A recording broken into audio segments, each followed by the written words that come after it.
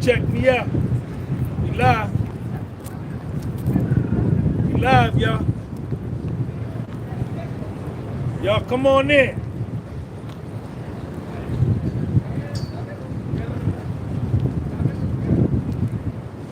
We live from New York, y'all. We live from Foley Square in New York City. Y'all come on in. We gonna take off. We gonna get busy. There we go. Share this video. Share this video.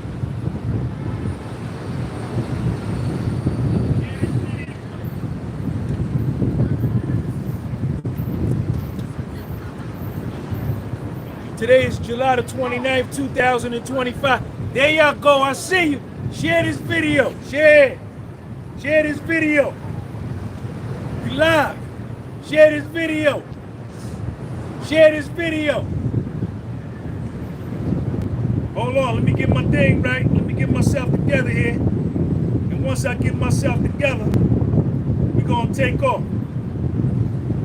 I ain't got my shirt and tie on today because it's 800 degrees in New York.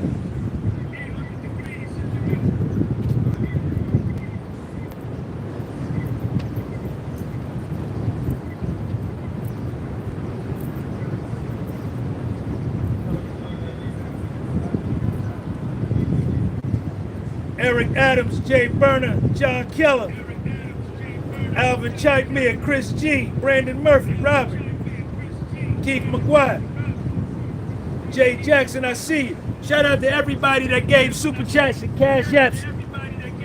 Y'all gotta put my thumbs up. I need 500 thumbs up. Hit that thumbs up button.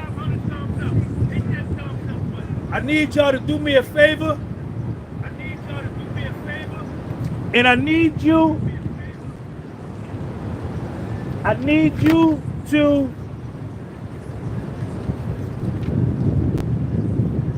send this video to the Attorney General, Pamela Bondi, in Washington, D.C., and to the Department of Justice in Washington, D.C.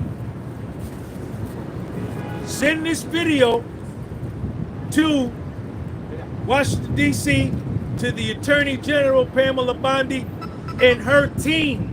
Send it to her team. And let them know that Puffy needs to be released tonight. This morning, Mark Agnifilo, Tenny Garagos, Nicole Westmoreland, Jason Driscoll, Xavier Donaldson, Brian Steele, Alexandra Shapiro, and Esteveo submitted a letter motion to Judge Submarinian. And I need y'all to write letters to Judge Submarinian today. Write the letter to Judge Submarinian today. Here's his address. There's his address. The Honorable Arun Submarinian, United States District Judge, Southern District of New York, 500 Pearl Street, New York, New York, 10007. Write him a letter, and in the letter, tell him, free Puffy.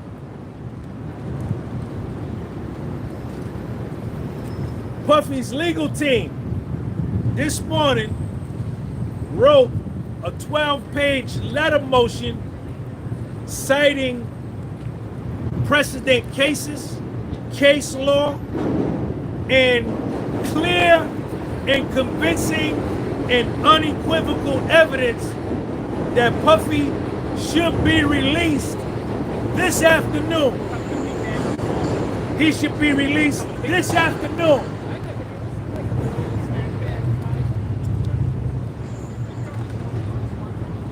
His legal team have put forward a bail package. Let's go to that. This is the bail package. Puffy already surrendered his passport. His family, his kids, everybody already submitted their passports. This was before the verdict. I don't know if since the kids and the family have had their passports returned to them, but Puffy's passport is still in custody with Mark Agnifilo, his attorney. With his passport being in the possession of his lawyer, Puffy is not a flight risk. In the bail package, bullet point A, Puffy will sign a $50 million bond secured by Puffy's home in Miami. Who did that? Puffy's house in Miami is worth $50 million. Before the trial, Puffy had an $18 million mortgage on the property. He had paid off $30 million. He owed 18 more. When he knew he was going to come up here to New York to self-surrender, he took 18 million and paid it off. He owns that house free and clear, 50 million. The $50 million bond will be co-signed by 3 financially responsible people. Bullet point C, Puffy will reside in the home in Miami. Bullet point D, Puffy's travel will be limited to the Southern District of Florida, the Southern District of New York for attorney meetings, as well as airports necessary to travel between the two, meaning northern New Jersey too, right there at Teterboro, in case you need to fly into Teterboro. Bullet point E, Puffy will be placed under express supervision of United States Pretrial Services Agency and must report to that agency as directed by pretrial services. Bullet point F, Puffy's passport will be surrendered to pretrial services and he shall not apply for another passport. Those are the 6 bullet points detailing the bail package that Puffy is ready to put up today. Share this video with somebody you be arguing about the Puffy trial to. Share this video to somebody who you be discussing the Puffy trial with. Share this video to Pamela Bondi, Attorney General Pamela Bondi in Washington, D.C. and her office. Send this video to her. Puffy's attorneys go on. They got another paragraph.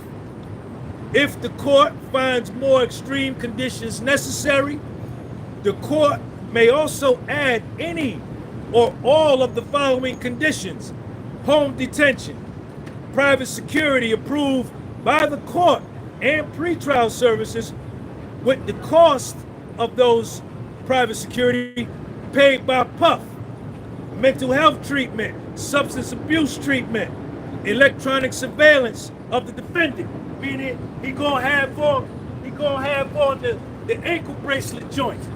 He gonna have the ankle bracelet joint, or any other condition that the court deems necessary. With any and all of the conditions posed above, Puffy can show by clear and convincing evidence that he does not pose a danger to the community, and he would fully surrender to the supervision by pretrial services to ensure that the court knows that Puffy does not pose a danger to any person. That is the bail package that Puffy is proposing. Hold on, let me wipe my sweat. It's 714 degrees out here in New York.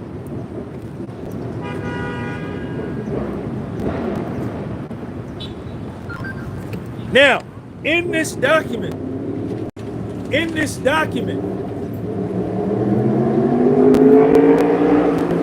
is public information. You can pull this down off a pacer And in this document, Puffy's attorneys go into great detail. This is a very, very well-written, immaculate letter, to the point, highlighting case law, precedents, facts, supporting evidence and documentation. Awesome letter. In here, it talks about there has to be exceptional reasons as to why a defendant, Puffy, should be released from NDC Brooklyn. One of the reasons deals with a judge here, I think either in the Southern District of New York or maybe over in Brooklyn in the Eastern District of New York, Judge Furman has highlighted in a what's the word I'm looking for, y'all? Judge Furman wrote and filed a letter, complaint, or evidentiary evidence, whatever you want to call it, that MDC Brooklyn is a place of inhumane conditions. There's bugs in the food, rats, understaffing, not enough CEOs, extreme violence, horrific conditions that judges in the Southern District of New York or the Eastern District of New York are super reluctant and sometimes give their people that have been convicted of crimes home detention before sending them to MDC Brooklyn. If they're awaiting sentencing, they allow them to bond out and be at home under electronic surveillance.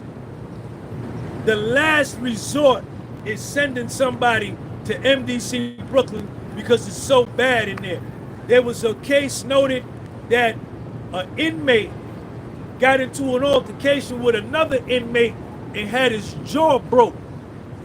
He transferred from another prison over to MDC Brooklyn, and when he got there, he was telling the staff, I need to go to health services. I need to get medical care for my, how you doing? Medical care for my jaw. They didn't promptly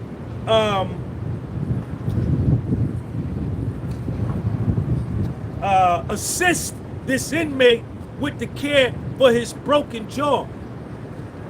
He waited so long to be seen for his broken jaw that the jaw had healed in a bad way, that his jaw needed to be rebroken once he got treatment in order to heal properly. MDC Brooklyn. Another case, an inmate stabbed another inmate for 37 seconds as the COs looked from afar.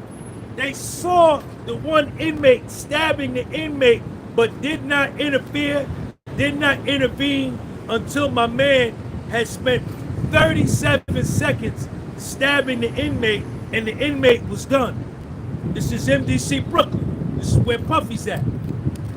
Maggots in the food, inhumane conditions, no heat,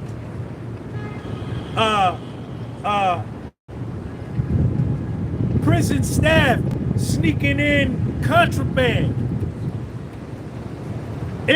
This is all documented. This is all documented.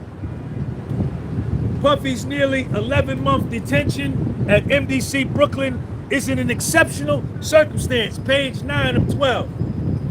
Puffy is in an exceptional situation as a post-verdict pre-sentence inmate at the MDC, and his conditions of confinement at the facility qualify as an exceptional circumstance. Judge Furman noted the state of affairs at MDC is unacceptable. That's a federal judge in the Second Circuit in New York. Wrote a letter. Judge Furman noted the state of affairs at MDC Brooklyn is unacceptable. In so noting, Judge Furman concluded that the conditions in the MDC qualify as an exceptional reason under the statute justifying Chavez's continuing release. Chavez, the 70-year-old defendant, argued that his age and various medical conditions constituted exceptional reasons, but the court found that it need not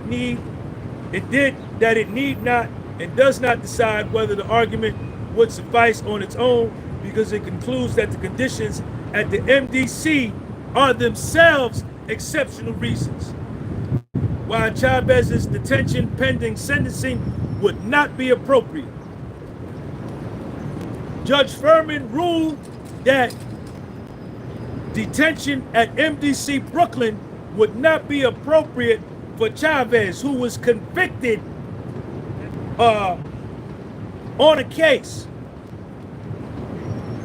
Judge Furman found that the conditions at MDC are, open quote, dreadful in many respects, but three warrant particular emphasis, close quotes. Number one, continued reports of inordinate periods of lockdown. They constantly locking them down. Number two, claims that the facility provides inadequate and or substantially delayed necessary medical care of particular risk in this case. Number three, the general issues about the conditions at the facility. As the court is aware, during Mr. Combs' incarceration at MDC, the facility was subject to an interagency sweep that was designed to achieve a shared goal of maintaining a safe environment for both our employees and the incarcerated individuals housed at MDC Brooklyn. Brooklyn right over there. It's right over there. In other words, there is a required outside law. There is a significant issue at MDC related to the safety of employees and incarcerated individuals that require outside law enforcement action from multiple agencies to address. Importantly, MDC as a jail has a significant law enforcement presence within its walls 24 hours a day that are equipped with investigatory and often unregulated authority. Thus, the requirement of outside law enforcement agencies to ensure within the MDC is an admission that serious violence, mayhem, and chaos is occurring within the MDC that requires more than a Band-Aid raid, but rather surgery. Indeed, we are aware of the ongoing threats of violence and actual violence in the facility, such that Puffy's safety is constantly at risk. Check me out. Now, what they also discuss here is that Puffy may be the only inmate in the country that is being detained and in jail for paying for SCX workers to come and have an event with him and Cassie or him and Jane Doe. Hold up, my phone ringing. Who that?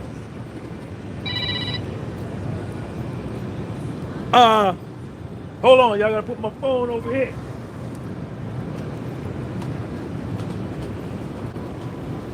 Yeah, Tony.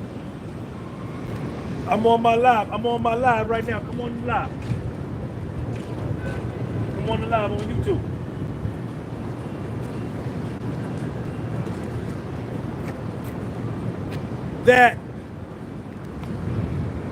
the Mann Act, when the Mann Act was initially implemented as a law, it was intended for really the pimp. Its major thrust was to hold. Watch my phone, man. So sorry. I didn't see it.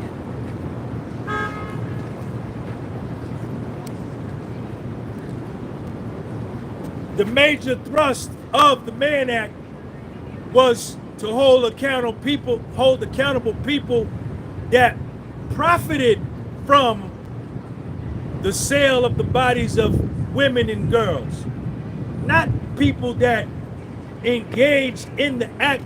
And then it goes on in here to say that Puffy didn't even engage in the act. He was a spectator, right? And it talked about that, how him and Cassie had a swingers lifestyle. Him and Jane Doe had a swingers lifestyle, and that they were willing participants and even set up a lot of these situations. And that there is not one case where they talk about this judge and this cop. We're gonna get into that. There was a judge and a cop, Trowbridge and Tills in upstate New York, where the 5-0 and the judge hired some girls to come and have sex with them and a fraternal group of other dudes they knew. And they got busted. Went to trial. The cop, the 5-0, got probation. But the judge, a New York State judge, got sent to prison for 18 months because he facilitated in not only having the girls have sex with him, but he coerced them, pretty much they called it trafficking or coercion, to have sex with some of the other dudes in the fraternal organization. They sent him to prison for 18 months. But as it's stated in here, while he was awaiting sentencing, he was allowed to post bail and he was not detained in jail, and they gave him that. Watch that phone right there, man. In that case, as highlighted in this letter by Mark Agnifilo, says that that is the one case that is the most similar to Puff. That's the one case that's most similar to Puff. And the judge, the 5-0, got probation. The judge got 18 months in the joint. But while he was awaiting sentencing, so he could self-surrender, and he pled guilty. The judge pled guilty. The judge pled guilty. Puffy was convicted. But while he was awaiting to get sentenced, he was allowed to stay in the crib. So that being said, that's a precedent case that Puffy should be released tonight.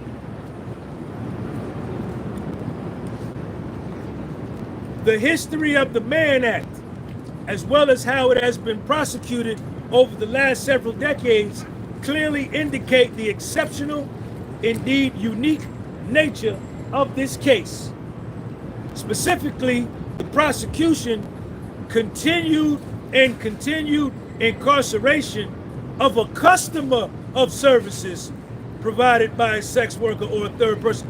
Puffy was the customer, like EPMD. You a customer. Get down, paddywhack, give a dog a bone. What? Don't give him nothing but a microphone. Don't stop. I'm not finished yet. You said I'm not the E. You want to make a bet, remember this. Lounge you in the danger zone. So, Puffy is not the pimp profiting from flying these escorts in. He was a customer. He paid.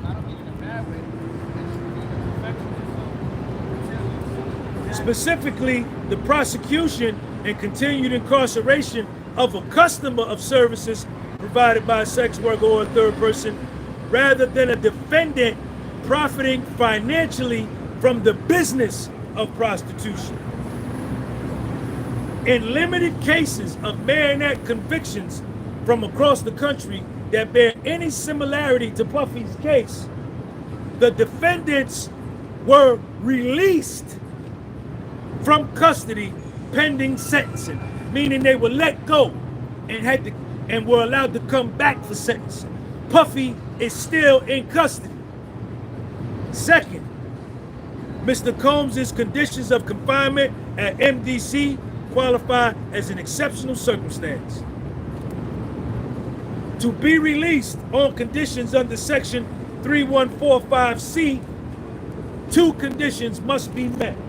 Number one, the district court must find by clear and convincing evidence that the person is not likely to flee or pose a danger to the safety of any other person or the community if released.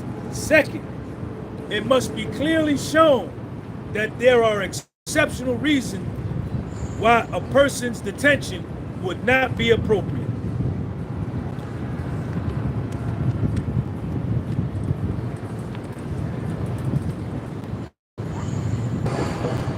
Exceptional reasons in this case to justify Puffy's release.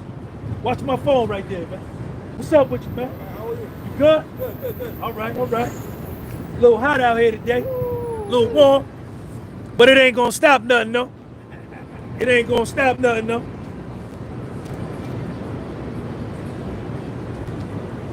As noted, first, in the history of the statute, the Mann Act has never been applied to facts similar to these to prosecute or incarcerate any other person. Second, in any somewhat similarly situated cases to Puffy's, all the defendants were released pending sentence. Third, Mr. Combs' conditions of confinement at MDC Brooklyn for 11 months justify release.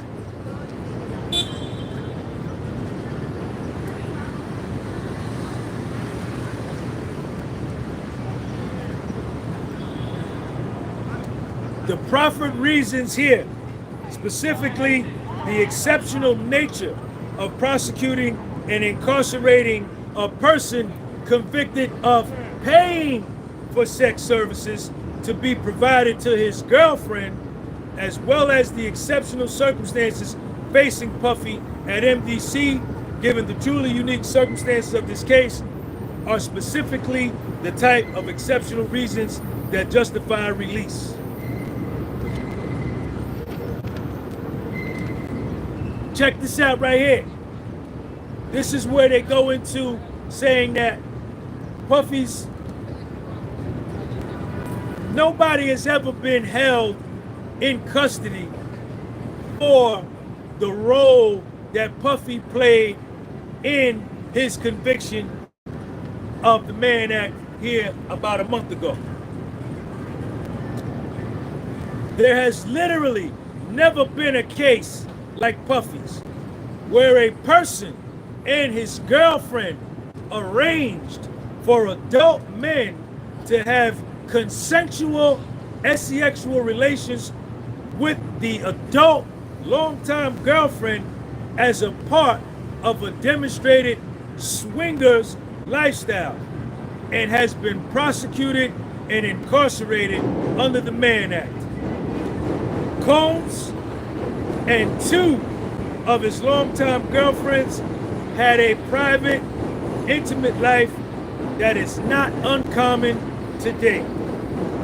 It may not have been common June 25th, 1910, 115 years ago, when the Mann Act, which was originally called the White Slave Traffic Act, was passed.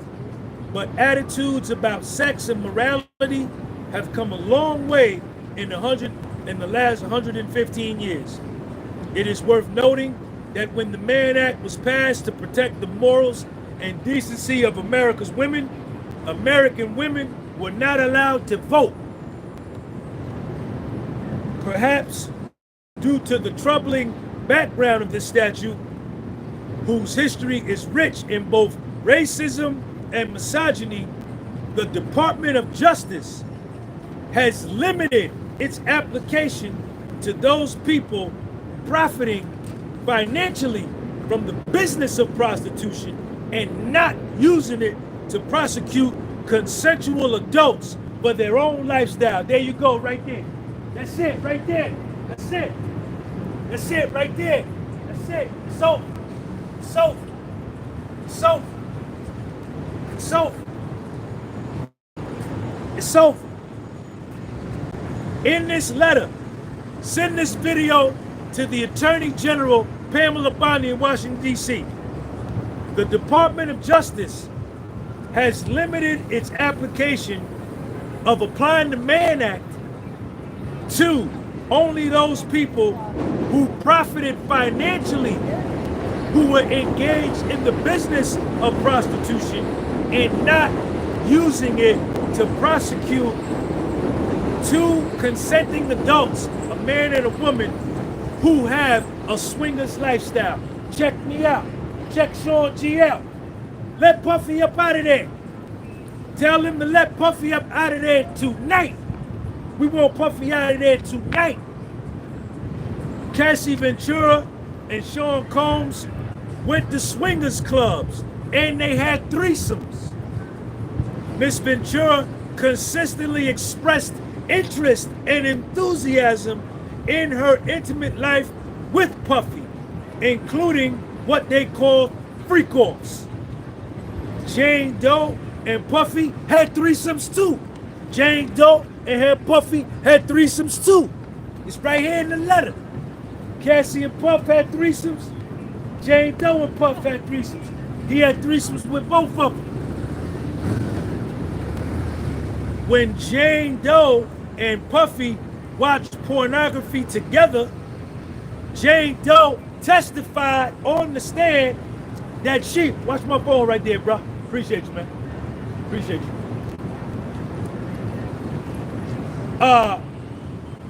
Jane Doe testified that she contacted, that Jane Doe, under her own volition, her own choice, contacted two different porn stars and invited the porn stars to join her and Puff. You understand? She testified to that on the stand. Jane Doe called them. Yes, she did. Yes, she did. Yes, she did. I heard her on the stand.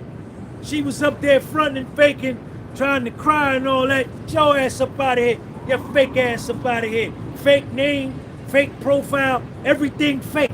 Everything fake. Both Cassie and Jane testified that very often they would see the same men over and over and over again for years. In July 2024, Jane Doe testified that she told Puff, let's call Paul. Let's call Paul. And Jane expressed to Puff that she missed Paul. Call Paul. I miss Paul. I call Paul. Now, don't call him. Don't call my man right there. Don't call that nigga over there. Call Paul. I miss Paul. This is what Jane Doe said.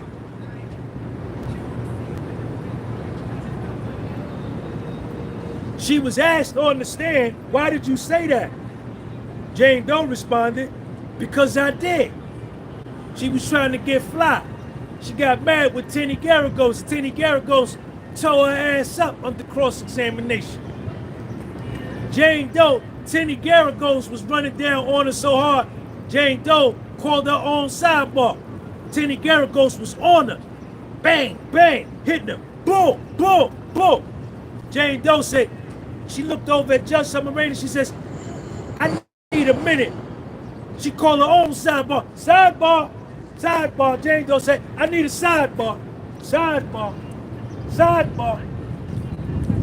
Jane Doe called her own sidebar.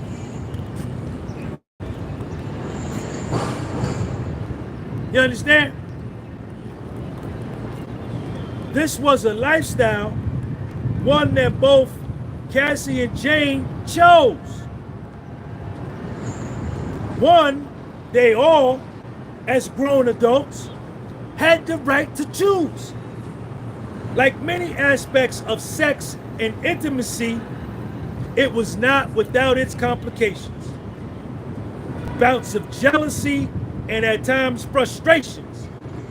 But that is a hallmark of any serious romantic relationship, jealousy and frustration. And that is what these were, serious, long-term romantic relationships.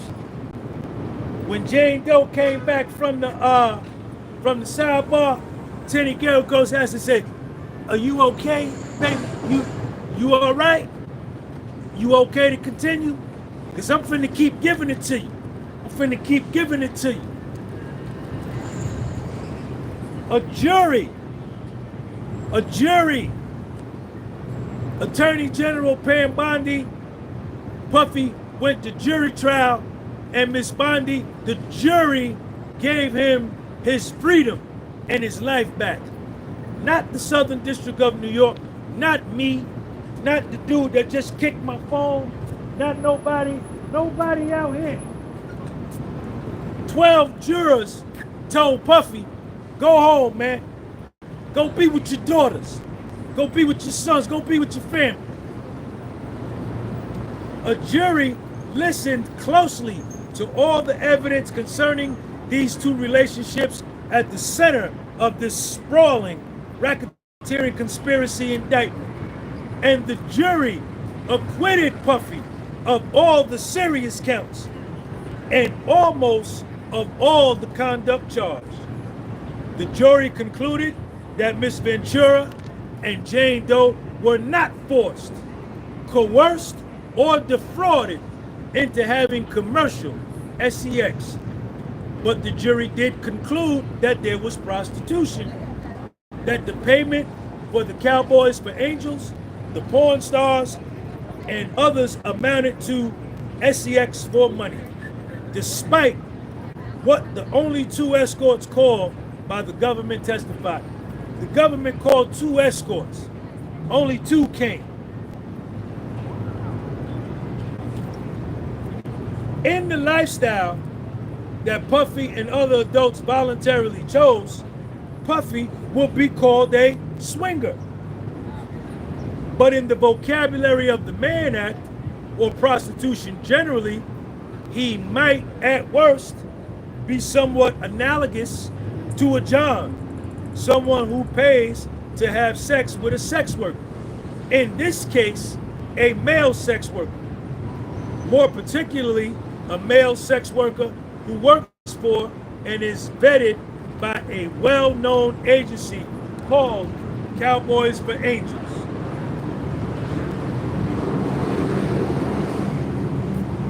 Check me out, y'all. Share this video.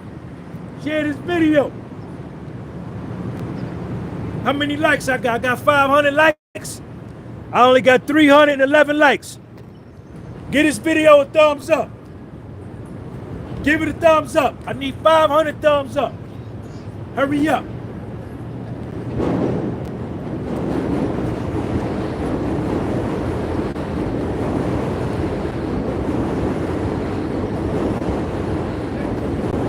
I'm just telling you to watch my phone right there. Appreciate you. Sean Combs should not be in jail for this conduct. In fact, Puffy may be the only person currently in the United States in jail for being any sort of a John, and certainly the only person in jail for hiring male adult escorts for him and his girlfriend when he, Puffy, did not even have sex with the escort himself. Come on, man. Come on, man.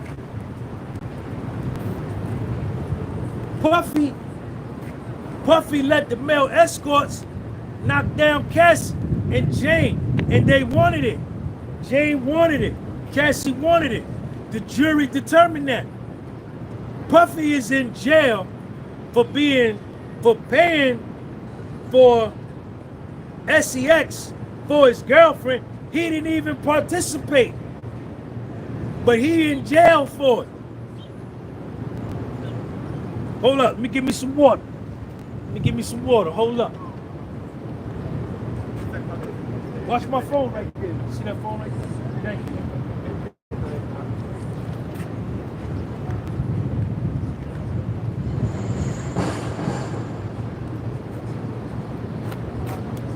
Over the last 75 years, the White Slave Traffic Act has been limited to defendants who cause interstate travel for financial gain.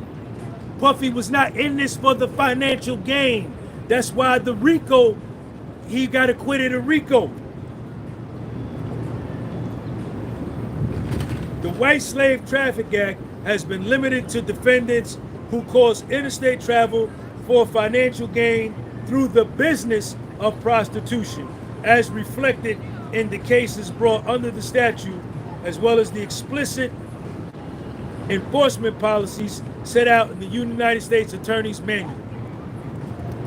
That Sean Combs remains in jail for being convicted of being a customer of consensual adult sex services makes this case truly exceptional under Section 3145, Section C. Not only is prosecuting the users of adult prostitution services inconsistent with the Mann Act, it is inconsistent with the prosecution policies of the districts of attorneys in Manhattan and the city attorney of Los Angeles, California. 2 of the 3 locations where the prostitution allegedly took place.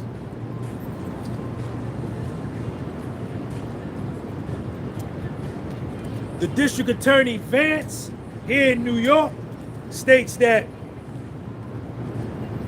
what consenting adults do behind closed doors without involving a minor is not a priority for the District Attorney's Office in Manhattan.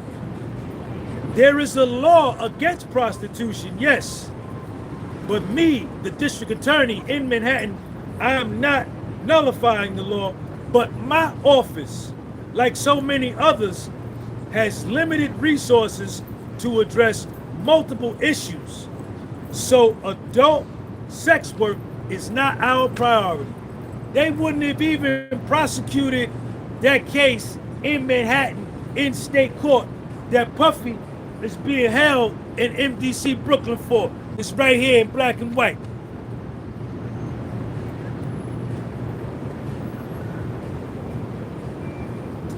Check this part out.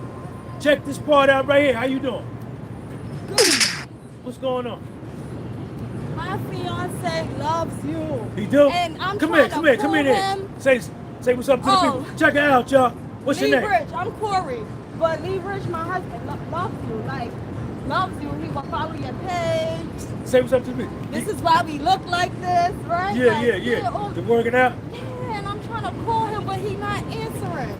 What's his name? Lee Rich. Man, shout out to Lee Rich, man. Lee Rich be trying to call you.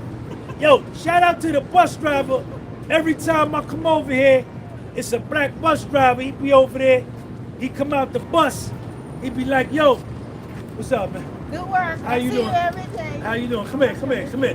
Say hi to the people. Check it out, y'all. Hello. What's your name? Tanya. Tanya? Yeah. Where you from, Tanya? From Manhattan, Lower Manhattan. All right. Actually, Rockaway, Queens. Give me your Instagram. All right, thank you, Tanya. You're welcome. Good work, though. Thank you. Shout out to Duke, the bus driver. Every time he see me walking up here, he get off the bus. He say, yo, how Puff doing? The bus driver for MTA. Check me out. In addition, Puffy is incarcerated while everyone else involved in the identical conduct, his girlfriends, the Cowboys, the agency's leaders of Cowboys for Angels, the porn stars, and others are walking around free. Everybody free but Puff. Everybody free but Puff. As they should.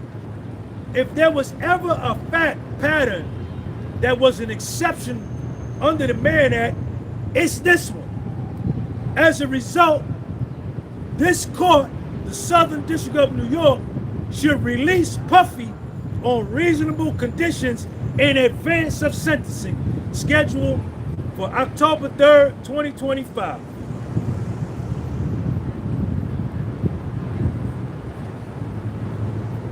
Cassie is free. Jane Doe, with her fake profile ass, she free. Cassie, watch my phone, yeah. Cassie free. Cassie getting sued by them other male escorts. The porn star's free. The Cowboys for Angels still getting money. The Punisher free.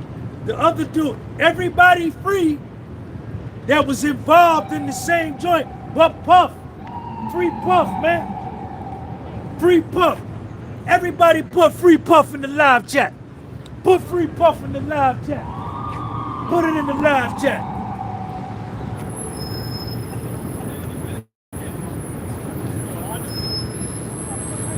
Monique, what up, Monique? Sidebar.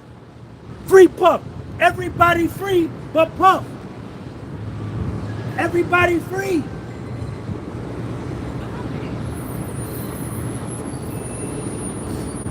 Check me out. Check Sean G out. Check Sean G out. Prosecution of these facts and Puffy is inconsistent with the Department of Justice policy. Send this video to the Attorney General, Pamela Bondi. Send this video to Pamela Bondi, the Attorney General of the United States. Send it to the Oval Office.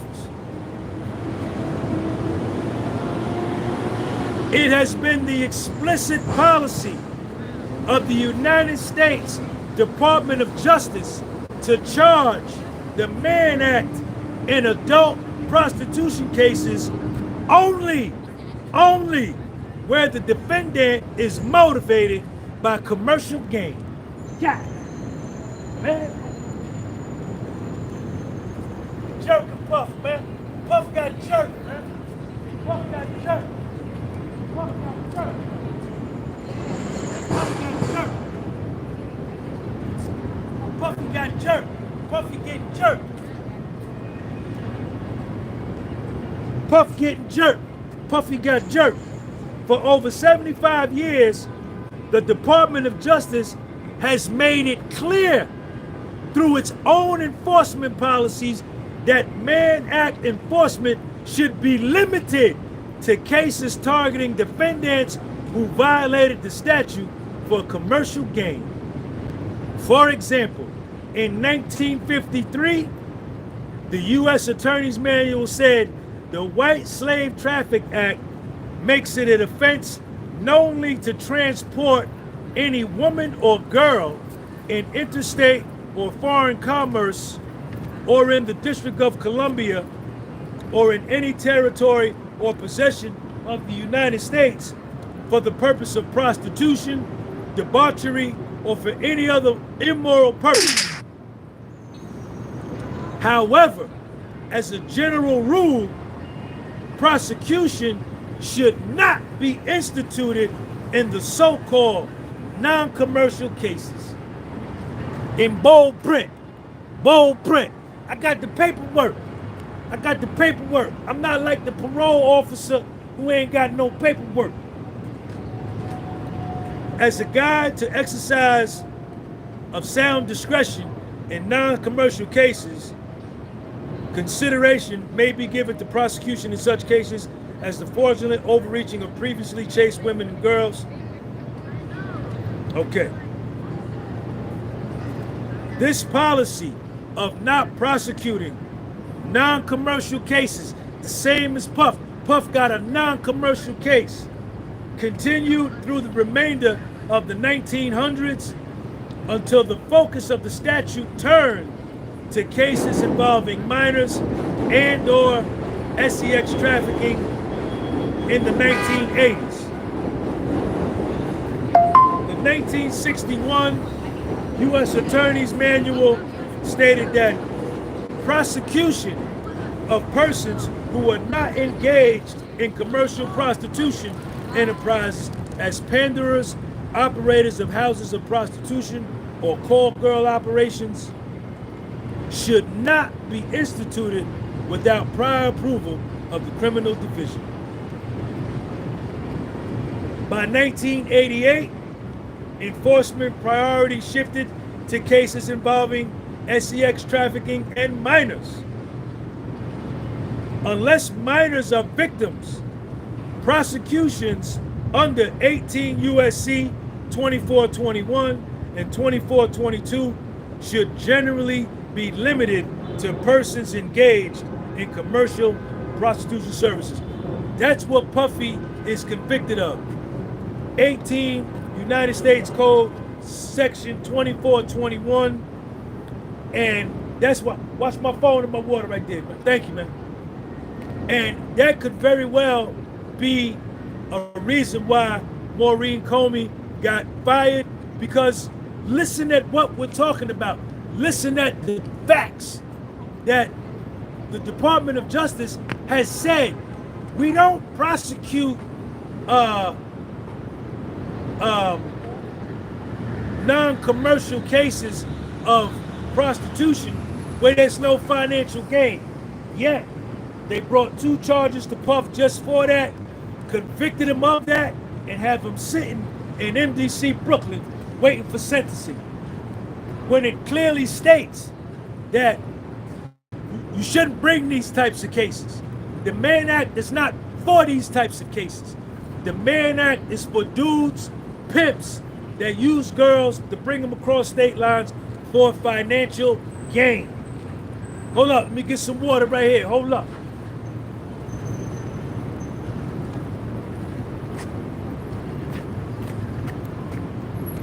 I need 500 thumbs up, man. Hit the thumbs up button, man. Hurry up. Check me out.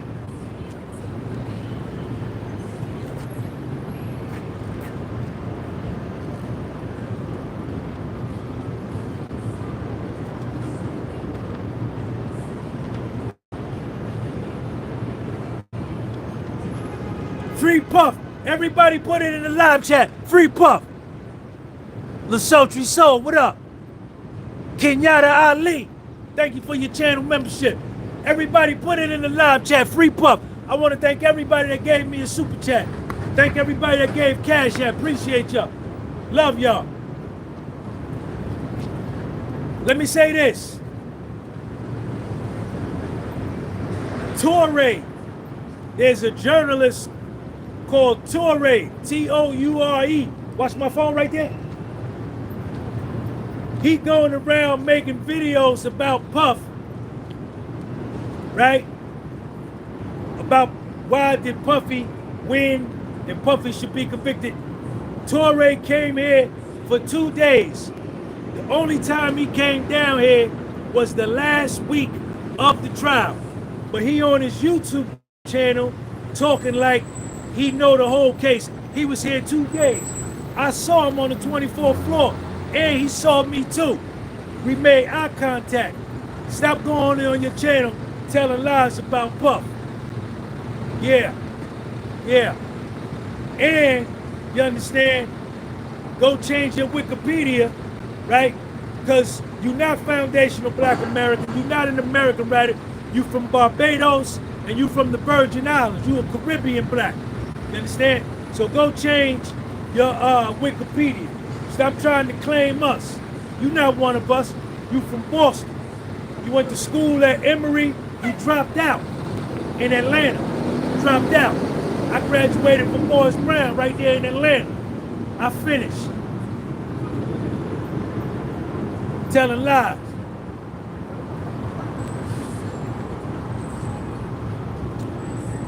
And today, the Justice Manual, which replaced the U.S. Attorney's Manual, makes it clear that the prosecution of customers involved in 18 U.S.C. 2421, like Puffy, is now limited to prosecuting those who engage in commercial sex with victims of sex trafficking in addition to those who otherwise perpetrate or facilitate human trafficking offenses. In the absence of sex trafficking charge, it is clear that the standalone Mann Act counts would never have been prosecuted. So, what the Southern District of New York did, being that they had the sex trafficking charge, they slipped in the Mann Act joint, right, to, in case they got the conviction for the sex trafficking, they could tie him to the Mann Act joint. But the fact that the jury of his peers acquitted him of sex trafficking and RICO, this charge really in and of itself should be thrown out. Or if they convicted him, which they did, he should not be in custody. But according to this U.S. Attorney's Manual, he should not even be prosecuted because he was a customer. Historically, the punishments for non-commercial Mann Act violations were similarly limited and restrained. Check me out. Prior to the creation of the sentencing guidelines, the United States Parole Commission rated non-commercial prostitution offenses under the Mann Act to be Category 1 offenses, the lowest severity level, warranting customary total time to be served prior to release of less than 6 months to 12 months for very good, or fair defendant scores, and up to 16 months for poor defendant scores. And when the sentencing guidelines were first created, the Mann Act guideline 2G 1.1 provided a base offense level of 14. This is page 6, which, in accordance with long-standing Department of Justice enforcement policy, assumes that the offense was committed for profit, which Puffy's wasn't. It further provided, in the infrequent case where the defendant did not commit the offense for profit, and the offense did not involve physical force or coercion, the commission recommends a downward departure of 8 levels. So from a base offense level of 14 down to a base offense level of 6, which, according to the 11 months Puffy's already served, should be time served. He should be out of there, even if he gets sentenced on October the 3rd, 2025.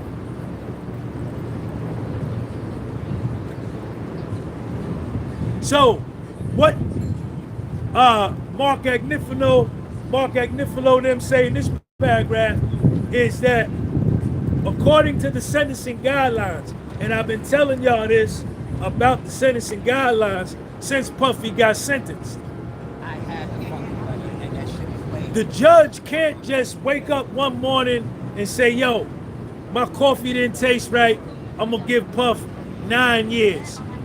The judge can't wake up and say, oh man, I had a good night last night, a good dinner, I'm gonna set Puffy free. He cannot do that. He has to go by the United States sentencing guidelines. Now, what the judge can do, if Puffy was a repeat offender, and this is his second, third, fourth offense, he can do what's known as a upward departure and go outside the guideline range to the upside and enhance Puffy 8 levels and take him from a level 14 to a level 22, which may be like 40 to 50 months, 60 months, 5 years.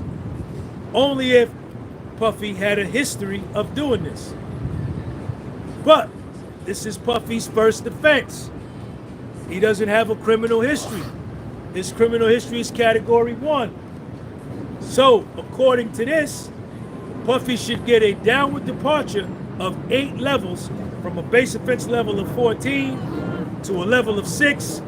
He's done the drug program at MDC Brooklyn, and he's done the domestic violence program at MDC Brooklyn.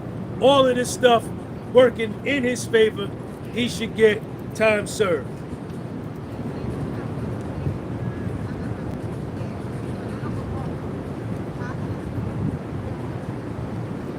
For over 75 years, the Mann Act enforcement has been limited to cases entirely distinguishable from the instant offense of conviction.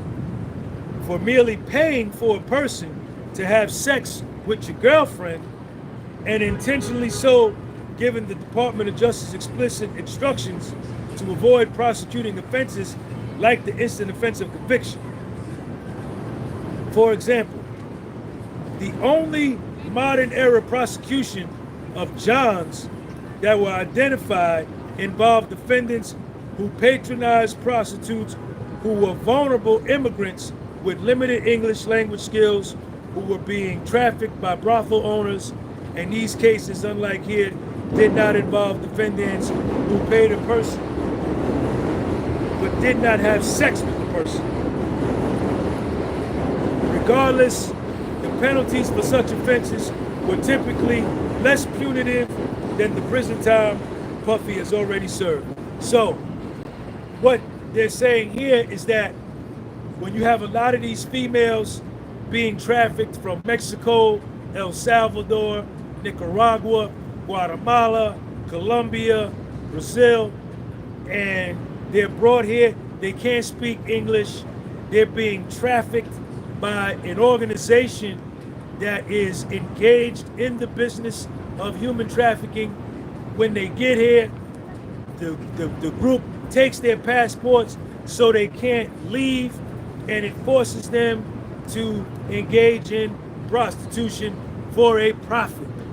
That is what the Mann Act is for, not for somebody who just pays for sex for his girlfriend.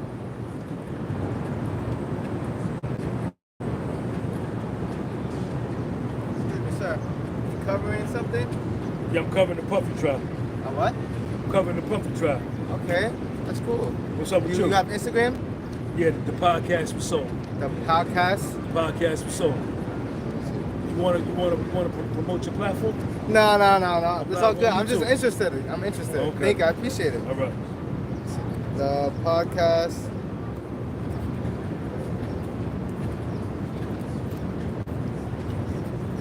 You write that down? The podcast was sold. Say what's up. Say what's up to the people. What's going on? How's it going? It's live right now. Or just recording. Nah, we love. Live. What's going on, y'all? What's up, chat? All right. All right, peace. What's your name? Elijah. Elijah Sean. All right. Be safe, All bro. right, peace, man. All right, brother. All right. So, y'all remember the case? Shout out to my girl Special Hagen. I did a video on a case, Hernandez versus Velasquez, where what I just described, these three brothers along with the sister were engaged in smuggling girls here from Mexico out in Queens, and they were having these girls perform commercial acts, taking the money from them, giving them 25 cents to 30 cents a day, making them charge the Johns $25 to $30 for 15 minutes. Now, on page 7, they go through and they highlight several precedent cases.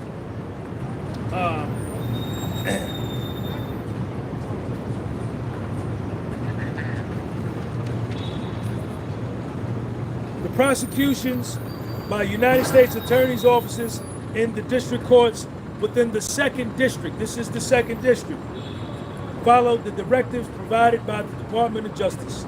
In the Southern District of New York, cases United States versus Dillon, there's about 15 cases here, I'm not going to read them all. Each involved defendants who developed or maintained prostitution businesses to make a financial profit. The common element to these cases is a clear financial motive on the part of the defendant. In some of these cases, such as Hernandez Velasquez, which was the case that I did, the prostitution business involved well-organized trafficking organizations which smuggled poor, vulnerable young women from another country to the United States to work in brothels while the organization took the lion's share of the profit.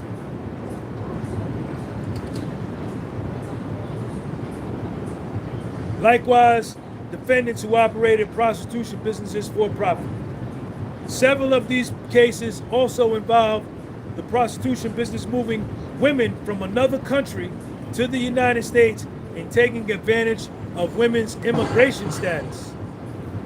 Puffy had a long-term, no, forget that. This is another case. United States versus Daskell. In the case of United States versus Daskell, Daskell was motivated by profit, and the victim was a child. And Daskell had a long-term relationship with the girl. She was 15 years old. Now, let's go over the case with the judge and the cop. Let's go over the case, the judge and the cop. How many likes I got? I got 500. There I go. I need 750 likes. Hit that like button. Hit that like button.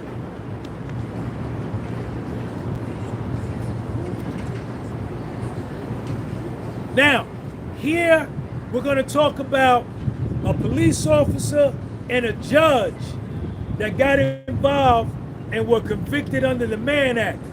The cop got probation. The judge got 18 months in the joint, but he was allowed to stay at home until he got sentenced.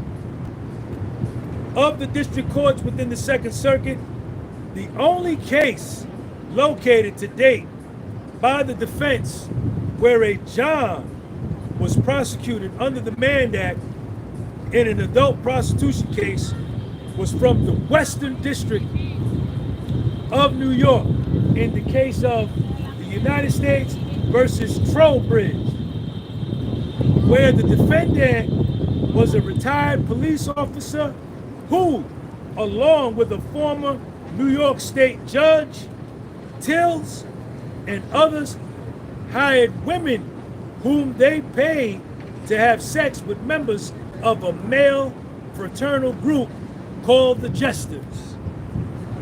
Although Tills and Trowbridge apparently made no financial profit and were merely having sex with the prostitutes and arranging for others to have sex with them, unlike the male escorts in Puffy's case, the female prostitutes being patronized by the defendants were clearly victims of sex trafficking. The victims were vulnerable and exploited by traffickers. They had been tricked into working for a brothel by the owner, who had told them they would be providing just massages rather than sexual services. Indeed, the owner pled guilty to the sex trafficking and admitted preying upon financial and ethnic vulnerabilities and immigration status, and using her relationships with public officials, including the cop and the judge, to coerce the women to engage in commercial sex acts for her businesses. The police officer defendant, Trowbridge, was sentenced to probation. The retired judge, Tills, who arranged the prostitution activities for the Jesters, was sentenced to 18 months in prison. Although they did not make a profit, the Trowbridge defendants, unlike Puffy, were taking advantage of trafficking victims, and they all had sex with the prostitutes. In another Western District case, United States versus McDonald, the defendant, who was also charged with sex trafficking, operated a prostitution business and brought 4 different women from around the country to engage in acts for profit. These cases illustrate that rare exceptions involving female prostitutes who were exploited and trafficked, every defendant prosecuted under the Mann Act was involved in building or maintaining a prostitution business for profit. The cases reflect the directive in the U.S. Attorney's Manual that the Mann Act be reserved for cases involving making a profit from the business of prostitution or some form of coercion. This non-exhaustive review of cases, as well as the policy of the Department of Justice, show the exceptional nature of the facts here, where Puffy pursued a consensual lifestyle with 2 of his long-term girlfriends and obviously was not involved in making a profit from prostitution. And that was not even alleged by the Southern District of New York.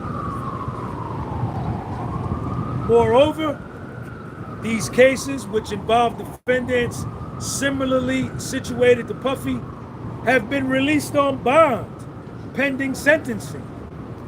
In reviewing the cases from across the country where the primary sole conviction was for a violation of USC 2421, the defendants who were not charged with running a prostitution business have been released pending sentencing. Notably, Trowbridge was released on his own recognizance after his plea of guilty pending sentencing to the same offense as Puffy was convicted here. Tills similarly pled to the same offense and was released on his own recognizance and was given a voluntary surrender date after his sentencing, despite being sentenced to prison time. Trowbridge was given a bond after his plea of guilty.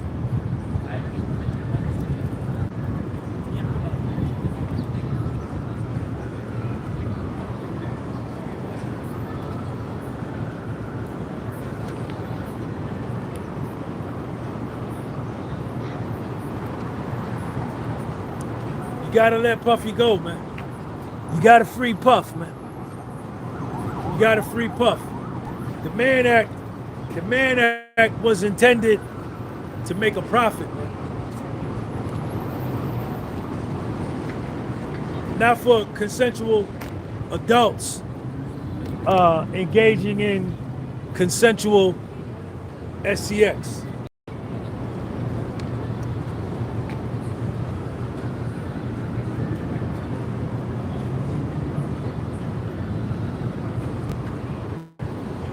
So they cite another case. Hold up, y'all. Let me get some water. It's hot out here, y'all. I'm sweating like a runaway slave.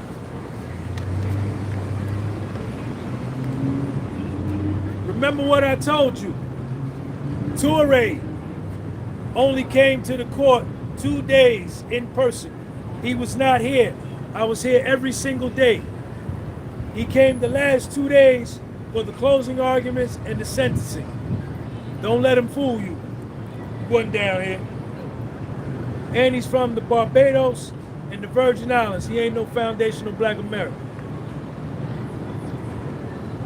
In the United States versus Collins case, the defendants, Mary O. Collins and Paulette Clayton, were charged with SEX trafficking, kidnapping, violent crime, and prostitution offenses. Like Puffy, Collins was detained pending trial. Following a jury trial on all offenses, the court ordered a mistrial because the jury could not come to an agreement on 3 of the 4 counts on the indictment. The court ordered a mistrial, and the government indicated it would only retry the defendant on the Mann Act offense. With only the Mann Act left in the balance, Mr. Collins was released on conditions following the declaration of a mistrial. The government retried Mr. Collins and Ms. Clayton on the Mann Act offense, and the jury convicted both of them of the offense. Following the convictions on the Mann Act, both defendants, Collins and Clayton, bail was continued, meaning they were allowed to stay out on bail. Mr. Collins was even given an order of voluntary surrender post-conviction of the Mann Act offenses. That case is the most similarly situated to Puffy's. First, following a trial on SEX trafficking offense, where the jury could not agree on the verdict, the court in Collins released the top defendant. Here, Puffy, the jury agreed that Puffy did not even commit either the count of SEX trafficking or the RICO. The court in the Collins released the defendants despite the Mann Act apparently being a Chapter 117 offense. Second, the following defendants' conviction of the Mann Act count on their indictment the month after the mistrial, the court continued the conditions of release and allowed the defendant Collins a voluntary surrender date. When he got sentenced to no time. Keep doing your thing, Hunk. Thank you, man. All right. Here, following Puffy's complete acquittal, Puffy got acquitted of the SEX trafficking and conviction of the Mann Act. The court continued the order of detention in MDC Brooklyn rather than allowing release conditions. However, the precedent in the Collins, in a similarly situated case where there was no conviction on the sex trafficking or violence offenses, but the conviction of the Mann Act provides further support for the release of Puffy on bond.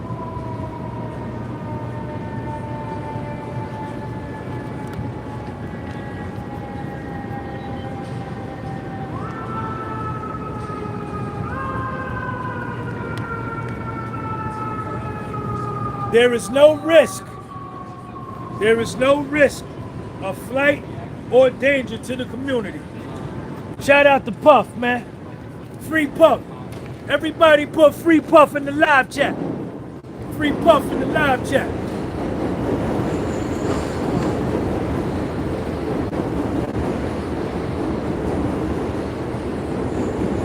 Puffy is not a flight, is not a risk flight, nor is he a danger to the community or to any specific people.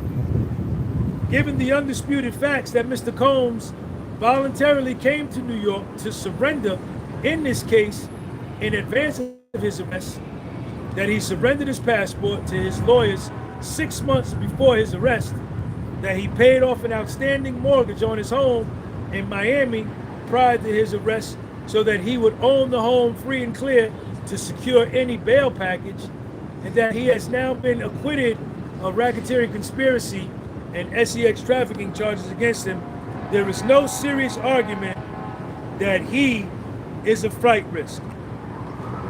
We turn our attention to the government's argument and the court statements on July the 2nd, 2025, that he poses a danger to the community or to others due to his past violence. The court noted that the defense admitted a history of domestic violence as to Ms. Ventura, and that he struck Jane twice in June 2024. However, we strenuously object that Mr. Combs poses a danger to the community if released on conditions. Based on the facts developed at the trial, aside from one single instance, June 18, 2024, where Puffy was provoked by Jane through her own act of violence, there was no evidence of any acts of violence in the last 7 years. Indeed, the jury notably rejected the government's argument that the June 24 incident constituted coercion when it acquitted Puff of the SEX trafficking charges in count 4. Also, prior to his arrest, Puffy enrolled in a domestic violence program in which he participated until he was arrested and incarcerated in connection with this case.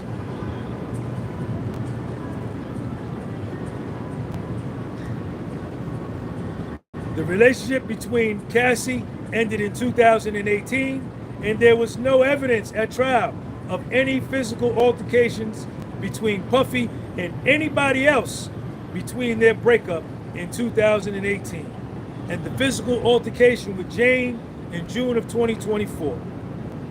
And regarding Jane, she testified that she started the fight by smashing Puffy's head into her kitchen counter, and she threw glasses and candles at him. Notably, Jane and Combs dated for 3 years, and their relationship did not have a history of violence. There was only one incident of alleged assault. If released on conditions, Puffy will not be violent to anybody.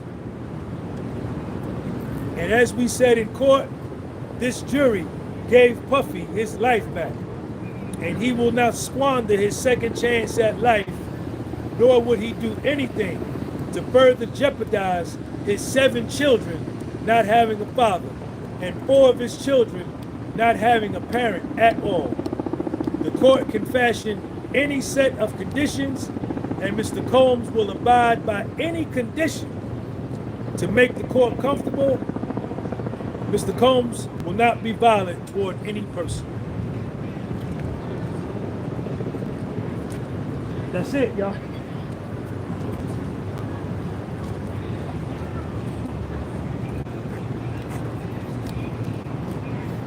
That's it, y'all. Free Puff. Free Puff. Free Puff. Make sure y'all write your letters. Make sure you write your letters to Judge Submaranian.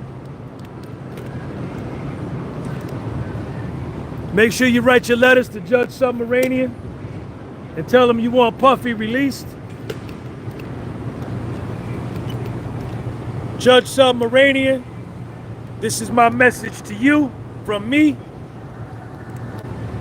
I was at the trial every day, Judge Submaranian.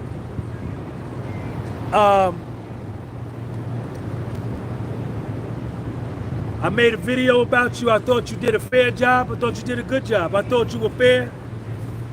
A lot of people say you hate Puff. A lot of people say you're racist. I don't think so. I don't think you hate Puff, and I don't think you're a racist. But Judge Submaranian, you gotta do the right thing here, man. What's up, baby? Check me out. How you doing? My man. Judge Submaranian, you gotta stand up and be a man on this one, man. And let Puffy up out of there, man. Let him go.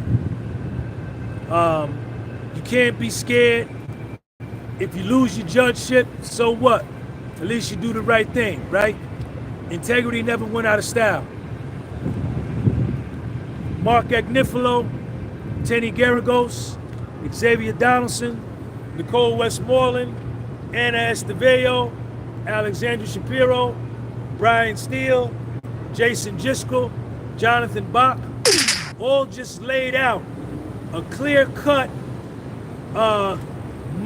letter motion to you.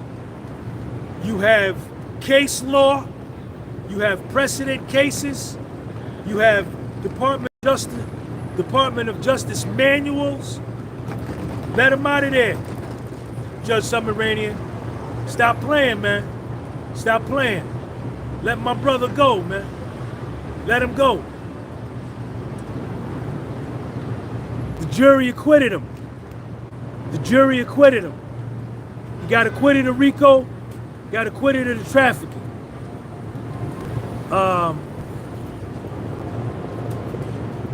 Let him up out of there, man.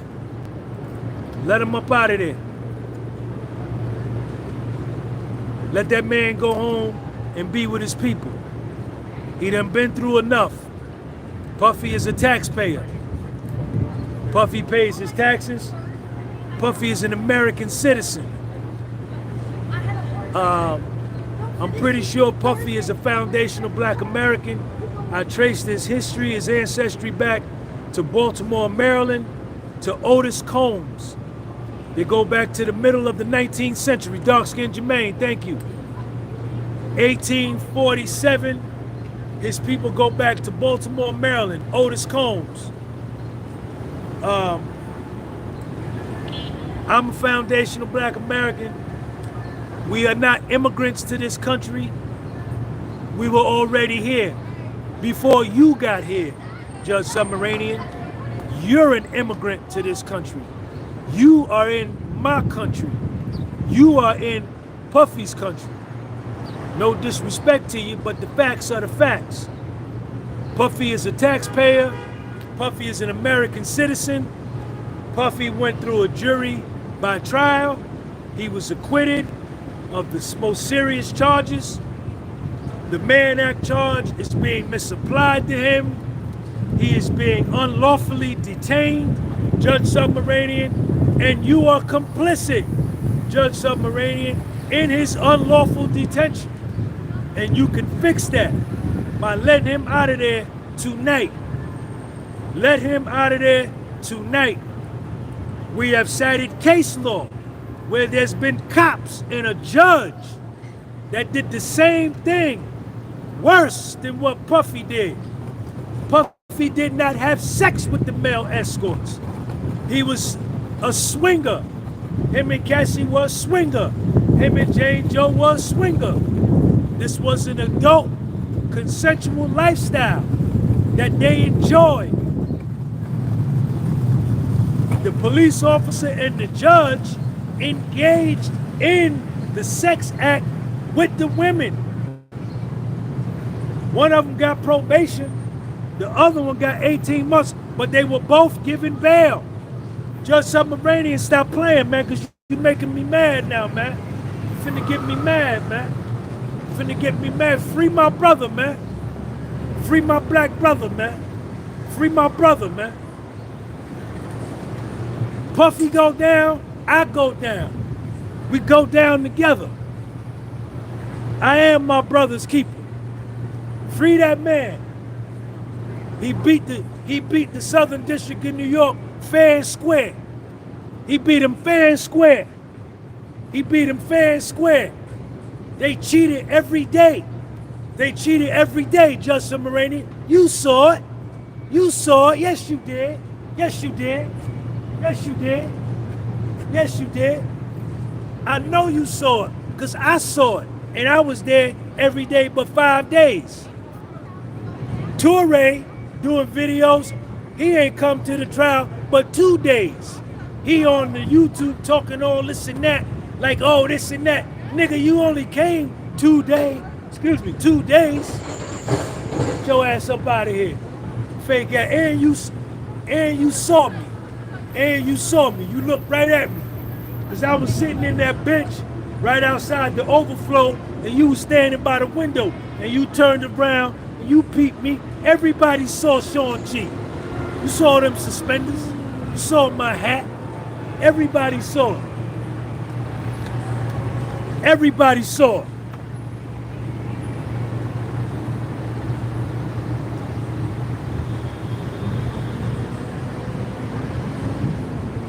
They cheated every day. They put witnesses on the stand that perjured themselves. They put witnesses on the stand with immunity agreements, with underlying civil suits against Puff. Dawn Rashad, perjury. Mia, perjury. Jane Doe, perjury. Cassie, perjury. Breonna Bogelin, perjury. Capricorn Clark, perjury. Kid Cudi, perjury.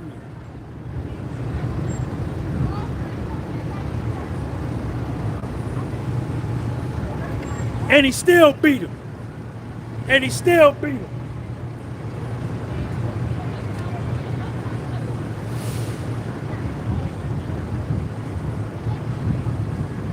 And he still beat him.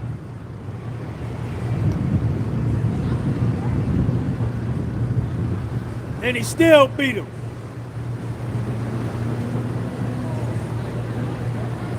Let him up out of there, Judge Submaranian. Stop playing, man. Don't do that. Don't let them bully you. Don't let them bully you. Because I'll tell you one thing. What we know now, with Maureen Comey getting fired, what we know for sure is that Attorney General Pamela Bondi is watching this case, and she's watching you, Judge Submaranian. What we know is that the President of the United States is watching this case, and he's watching you, Judge Submaranian. Now, you can be intimidated by these people in Southern District of New York, but who you don't want to have trouble with is the Attorney General and that dude down there in the Oval Office, because they don't play around. They bringing the smoke. They bringing the heat. They bringing the heat. So you need to go ahead and do the right thing.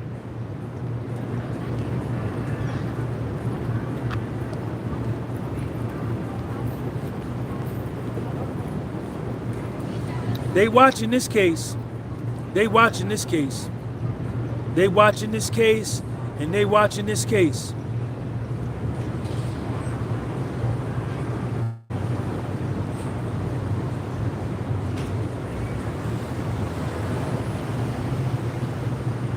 Puffy deserves to be free. He did his time.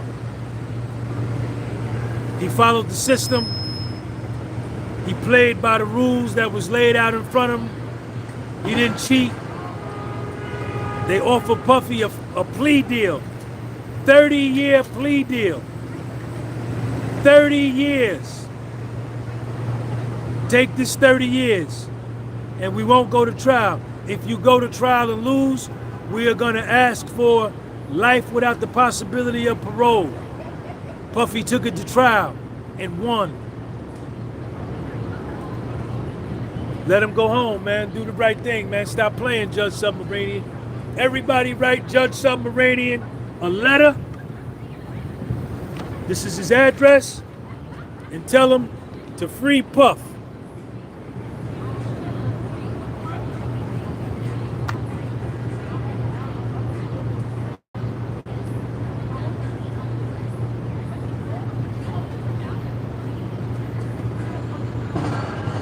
Everybody who was involved in the hotel night, everybody who was involved in the freak-off, Cassie, Jane Doe, the male escorts, Cowboys for Angels,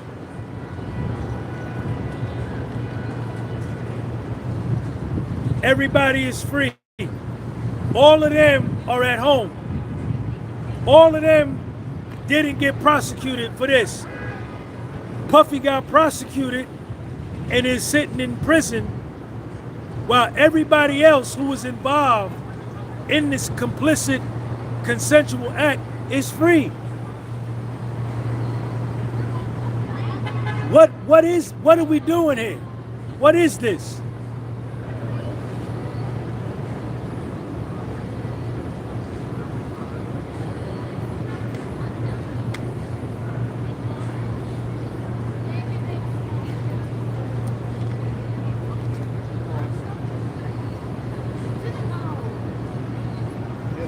Judge Submaranian, we want Puffy released tonight.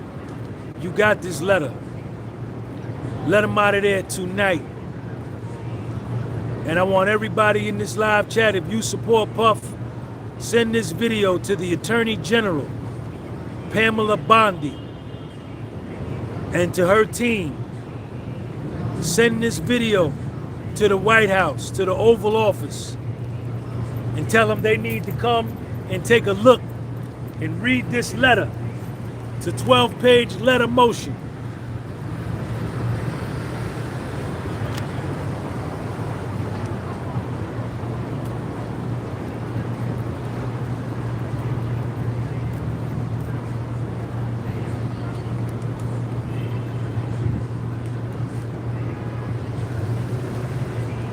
Angela Place, thank you for the super chat, baby. Love you. Thank everybody for the super chats.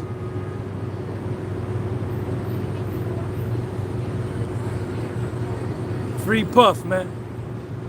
Puff is an American citizen.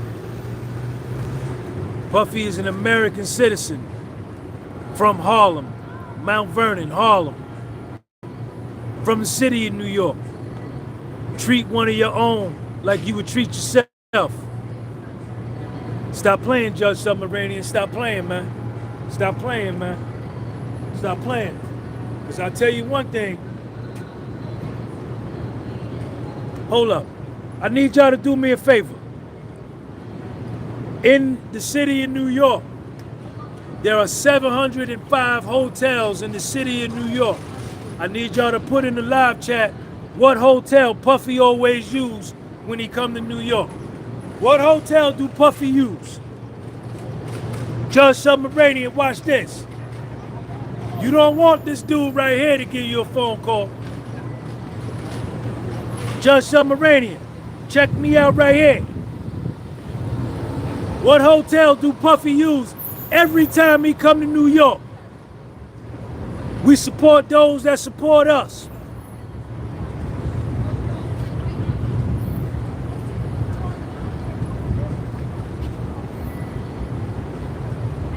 Judge Submarinian, you don't want to get that phone call from that dude right there. You don't want to get that phone call. No, you don't. No, you don't. No, you don't. No, you don't. You don't want to get that phone call. You don't want to get that phone call right there. You don't want to get that phone call right there.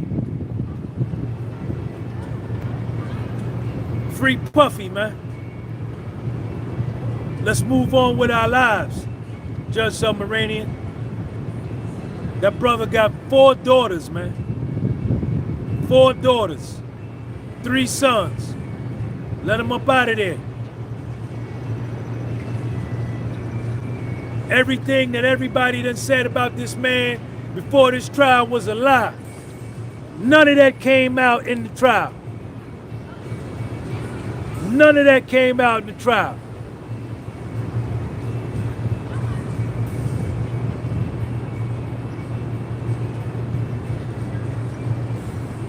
Let him up out of there. Tonight. Tonight. He gonna put up 50 million. Puff gonna put up 50 million. Judge Submarinian, he gonna put up 50 million tonight.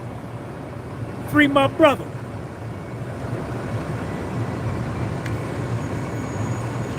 My brother go down, I go down. We go down together. We come together, we leave together. My brother go up, I go up. My brother go down, I go down.